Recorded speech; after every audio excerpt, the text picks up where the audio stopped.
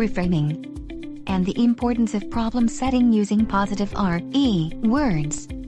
A lot of the time when we are given a problem to solve, most people go right into it and attempt to solve it without really understanding the boundaries of the problem. The end result, at best, is usually a short-term solution to a longer-term problem.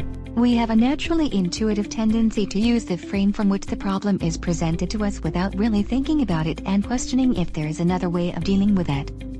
This is when we need to learn how to reframe. What is it? Reframing uses the power of positive RE words. Some examples are review, rethink, redefine, reconstruct, reinvent, reinterpret, re-examine, and reframe. When we apply this approach to problem solving, we are in effect doing problem setting. Example 1. Here is a mathematical problem. What is 5 plus 5? Such problems are so straightforward, we don't need to think about the answer.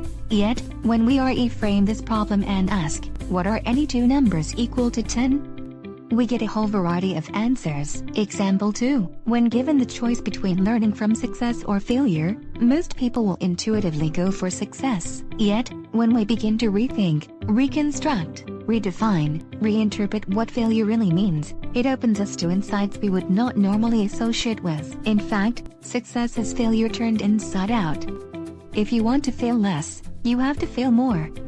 And if you haven't failed, you haven't learned. Example 3. When we think of the word definition, it brings us rigid and set answers set to certain people or institutions at a certain point in time. Yet, when we redefine the topic at hand, it opens us to other ways of understanding. Why is it important?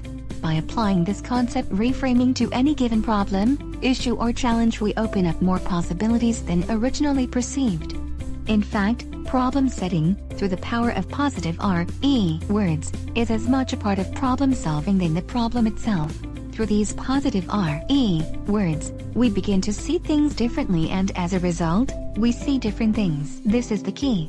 Exercise. How to practice and apply it. Think of a problem, issue, or challenge you are really stuck with. Now apply a positive RE word to it, to see if you generate an alternative way of viewing it. What do you now see?